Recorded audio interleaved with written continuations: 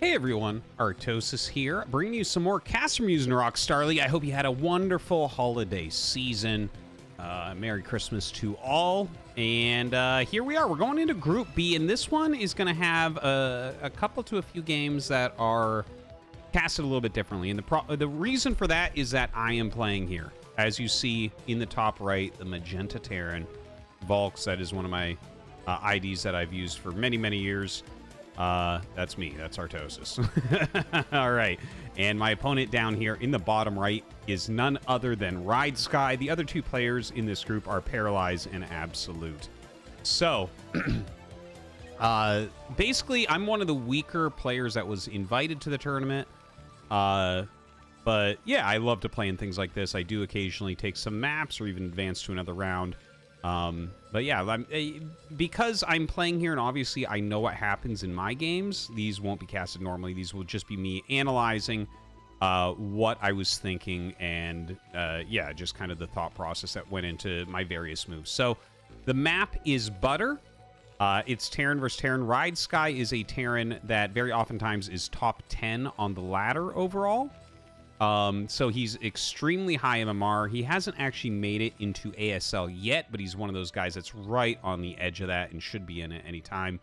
And yeah, very strong player. I've actually played him a fair amount of times. He's one of these guys that does make a lot of new accounts. So anyways, my thought process going into this was to just play pretty straight up. Like, I just wanted to try to actually fight, you know, toe-to-toe and just learn as much as I could from these matches. So here I'm checking just to make sure there's no barracks here, because that is kind of a common location, and then kind of going forward with my SCV. Now let's take off his vision, because I'm pretty sure I see the edge of this. Yep, there it is. But I can tell by the timing of it that it's an 11 racks just like mine. So as soon as I saw that, that's a forward 11 racks. And there's actually a trend that was going on literally like the week before this match was played and the week that this match was played, where people were doing forward 11 racks and making like 3 Marines to pressure with. So what you're going to see here is my factory's going to start, you know, pretty much in line with his. Very, very close. And I'm going to make more than 1 Marine. My normal Terran versus Terran has 1 Marine, but I believe I end up making maybe 3 just because I am aware of this trend. And it's kind of a weird thing, okay? So you don't see it all that often. Ooh, my SCV just gets out of there. But yeah, see how he's going up to 3 Marines? Now, this is just a meta move, because normally what you want to do in TVT is make 1 Marine, but some people make 2. Now, if you go for a forward 11 racks, you can actually get 3 out in attack before the Vulture is out. And if you're fighting against fewer Marines, like if you're fighting against 1 or 2 Marines, you smash it and you actually start to get some SCVs. So here are my 3 Marines, and I actually don't micro very well here. The SCV came up, and I wasn't quite ready for the exact second that he attacked. I wasn't looking at my army, but it's okay. This is slowing him enough, and my Vulture's going to pop out. So this is not the end of the world, but it does slow me a bit, right? Like, he's going to kill all of my Marines, likely. Yeah, I kill off his SCV there, and we'll see. I think he ends up getting 1 SCV as well.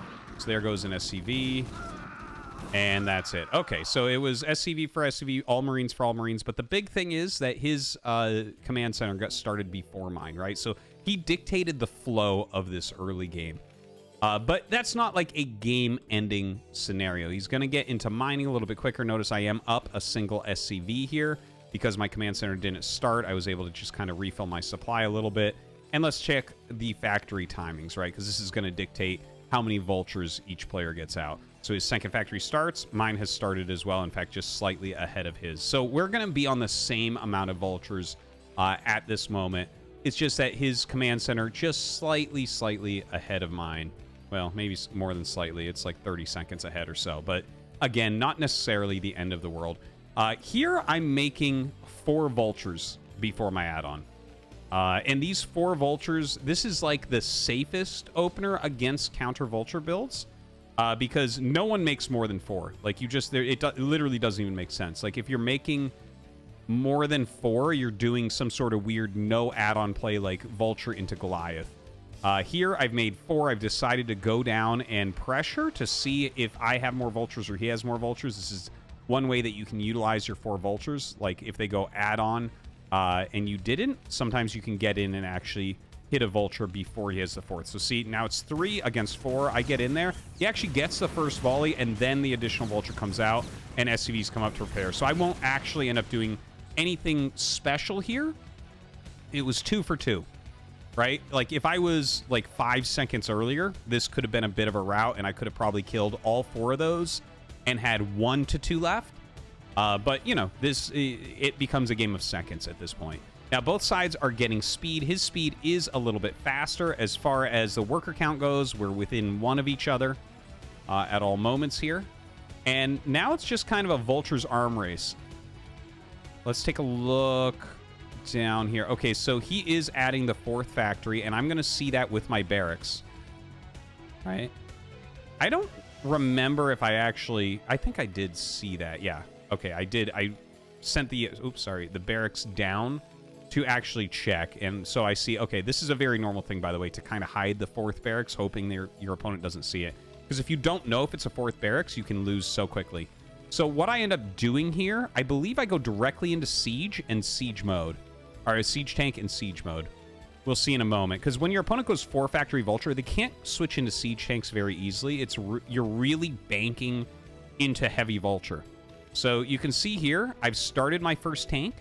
And there it is, siege mode. So basically the tank alone does all right against vultures. It tanks very well. It does good damage. But siege mode is where you start to really just wreck your opponent's vultures, even if they have more. Now you can see I'm up by a single SCV here, continuing that siege tank production. He's going to see the first tank come out, and this is what signals kind of the next stage of this game. He's about to have his mines. He's making 4 vultures at a time. You can see he continues to skip SCVs to just pump these vultures out because he wants that map control. And of course, I'm aware that this is what Ridesky wants at this point, right? Like, he's got himself into this position where he needs to abuse his map control. So he's laying mines very, very deeply. And I get my academy started pretty quickly here. This could have been a little bit quicker, I think. But it's incredibly important to be able to push the mines back to give yourself flow in the front. If siege tanks get up and hold you in this choke, you lose. If you can keep the siege tanks back, okay, it's a real game.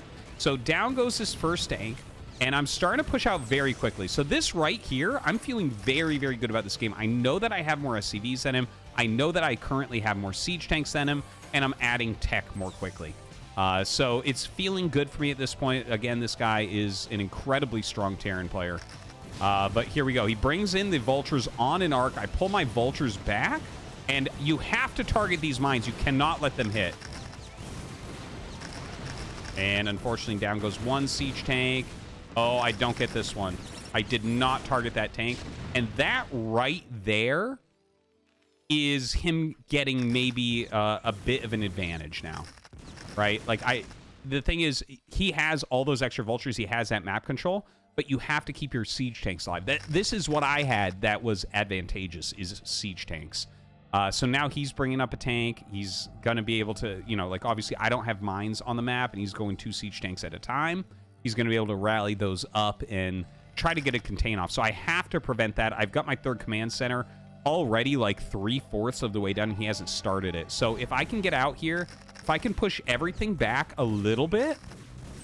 Oh, that siege was not that great. If I had pushed this tank up a little bit more, that would have been great. But I do pick off one of his tanks, so that's really, really good. But yeah, I have to kind of control this area. Because again, I need to be able to flow to this side. I need to be able to flow to this side. This is all, right now, he's like all about getting a contain up on me. So I move down some more siege tanks. He kind of has a little bit of a containment, but I do have a little bit of room here. Oh, God. And this...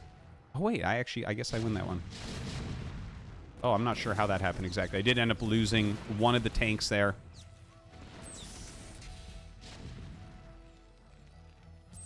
And you can see how he's just, like, trying to hold on to this area. He does start his 3rd command center. Mine is done and floating over. He is up in SCVs at this point. I guess my SCV production fell off a little bit as I added more production myself.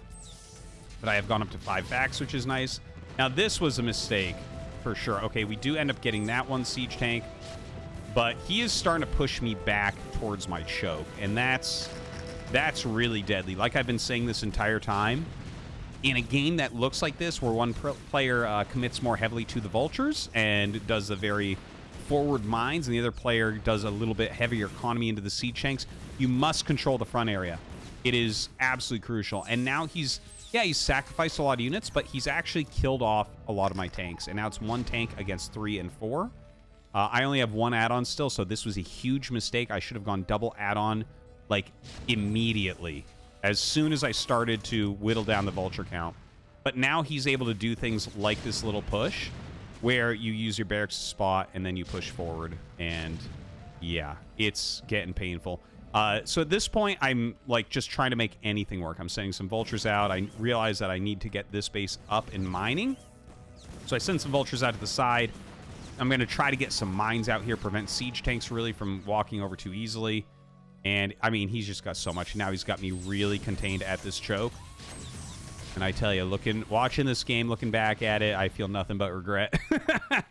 Notice I am going double starport here. This is because I have to play very cheesy at this point. He's getting really far ahead with this containment. My siege tank count has dropped significantly. So I believe my idea at this point was to go double starport. Like, I want the wraiths for spotting, for pushing back the barracks and being able to keep his tanks off of me. But then I believe my thought process was to go into double starport drop ships, because once you get to about 4 drop ships, you can do a drop that like cripples an opponent.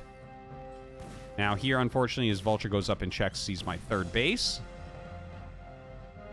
and it's not too pretty from here, I gotta admit. Like, obviously I'm still gonna try. I'm playing in this tournament, trying to give as good a game as I possibly can, but you can see he's adding his production. He's going up to 6 factory, getting his starport up. He's getting the Charon boosters for that Goliath range.